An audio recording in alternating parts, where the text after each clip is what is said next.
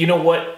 Before you do any electrical work, you should probably make sure that you go to your service panel and turn off the breaker that's associated with the outlets or electrical line or whatever circuit you're working on. I better go do that first.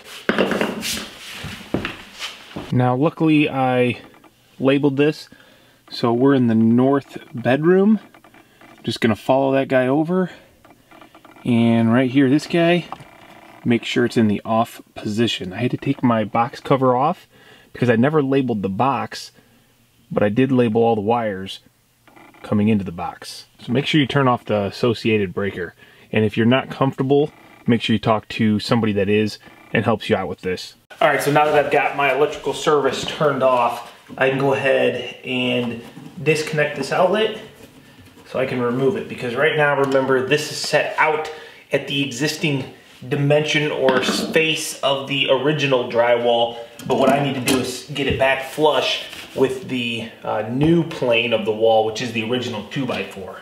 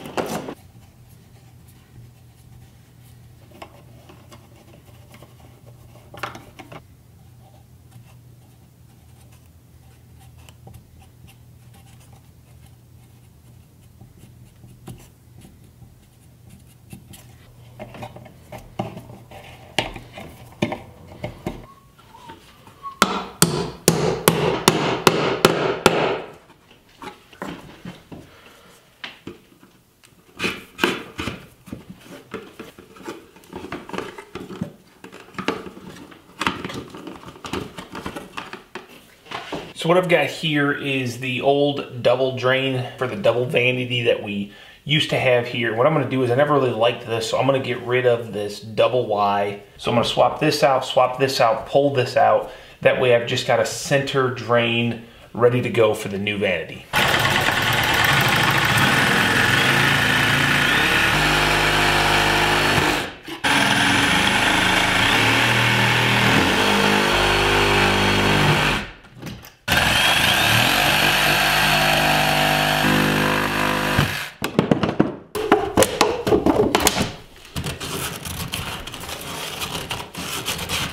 Now this pipe here is my vent stack, so that's gonna ventilate the drain when any water goes down, and this is gonna go to the septic here. This is the sewer, and this is the vent. I'm gonna be putting a single T in here, sanitary T, and then I'll be adding some pipe over here to a new 90, not the short 90. You can see, if I pull this guy up, see the difference? This one was a lot tighter. This one's a lot longer, so things won't get stuck in it as easily. And then I'll just add another piece of 2-inch pipe here for my exhaust with a coupling. And I got a little bit of a slack here up in my attic space, so I should be able to do that quite easily. And the first thing I'm gonna do is measure off of my wall. And I want this at 30 inches for a 60-inch vanity, but I gotta add a 1/2-inch drywall, so I'm gonna be 30 and a half. So if I go ahead and plan this guy to be at 30 and a half, then what I can do is just measure this guy, which is about 5 3/4.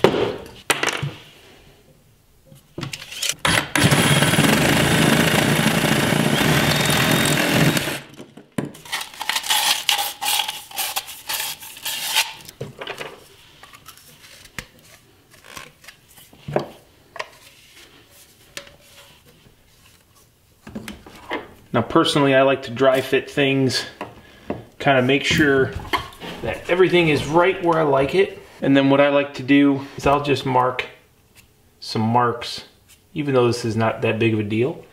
When I go ahead and glue it, it'll ensure that everything is in line. So this is the glue primer. This cleans it all off, gets it ready for the PVC glue. I don't really like purple. I should have got the clear, but I didn't. We'll add our glue. That was a little bit too much. I'm just gonna make sure that my marks line up, and I always kind of squeeze it, and you should be good.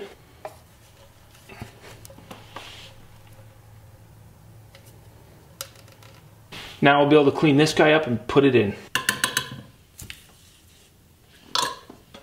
The worst thing about the purple is it stains, and I just got it all over my hand. Dang it.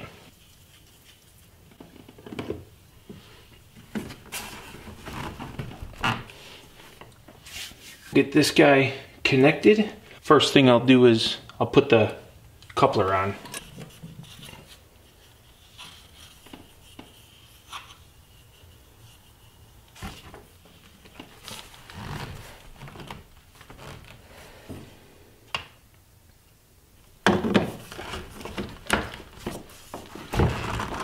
There we go.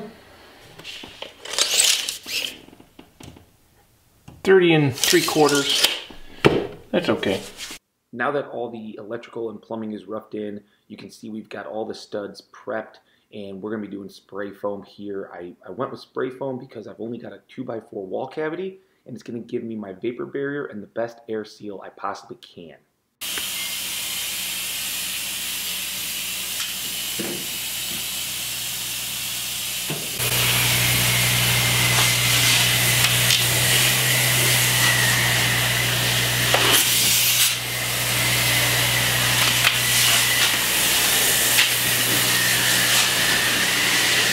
So you just go around the outside first, Brandon? Yep. Go down the outside to seal everything up around the 2x4.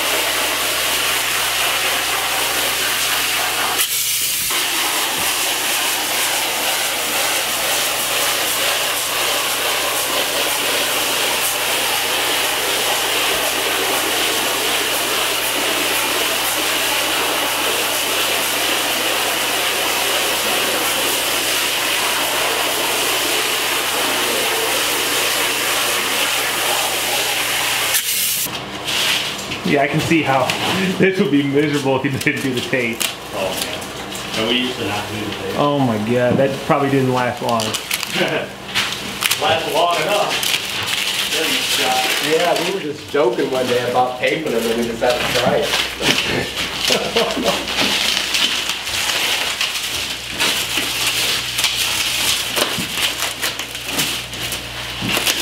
It just makes it nice and clean for when you go to hang sheets rock.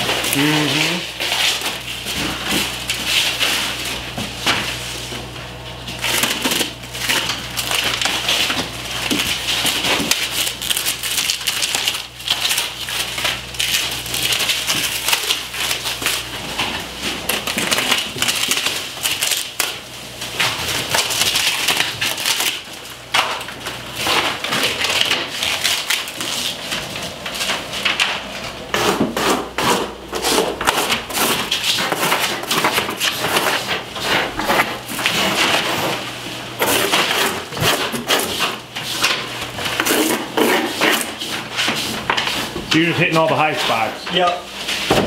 And right now is the time to do it. Correct. I'll have to show you the big grinder that we have. It's attached to a chainsaw. You just run it right down the studs? Yeah. That's what you used to do before you before we did taped that. everything off? Yeah. But that would chew up the studs pretty bad. I didn't really like using them. Huh. Dangerous. Yeah. If you look at it, it just screams not safe. Yeah.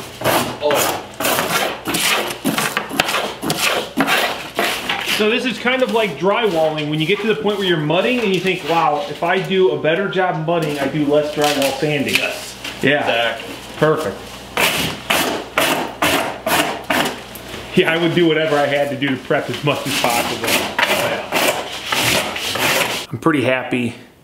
This has been something that I've kind of, I think if you guys probably follow me, you know that I've fought, and that is spray foam versus fiberglass. Heck, I just did a video on exactly why I would rather do fiberglass. But you have to remember that's a post-frame structure. I really think that when doing any home construction, one should consider spray foam because it gets in every nook and cranny. It's your living space. Really good and sealed. It's gonna give me my vapor barrier and it's gonna seal off this wall cavity. Really nice. Maybe I'm wrong. Maybe I should be doing spray foam on all of my buildings, all of my jobs. After seeing this process, after watching the guys from BPI Foam Insulation out of Morrison, big shout out to you guys. I know you guys aren't on social much, but I really do appreciate the work. You guys definitely, you took your time. You made sure that the prep work was done properly so that you could clean up properly. I mean, as you can see, all of the studs are nice and clean, ready for drywall. You guys went through, they made sure that there weren't any protruding spots of the foam, so they weren't out past the stud bay. It's a good example of if you spend a little bit of time in the beginning of the job to do the prep work, it makes your job easier at the end. And these guys definitely said that it didn't take a lot of jobs for them when they got started to realize that taking that little bit of extra time prepping the space for cleanup especially made their jobs a ton easier. Luckily we didn't have to do much cleaning, a little bit of scraping, that was about it. But I'm really happy, definitely brightened up the space if nothing else. And I'm ready to get going on this remodel now. So now we've got the demo done and we've got the spray foam in, which means we're ready to start putting this thing back together.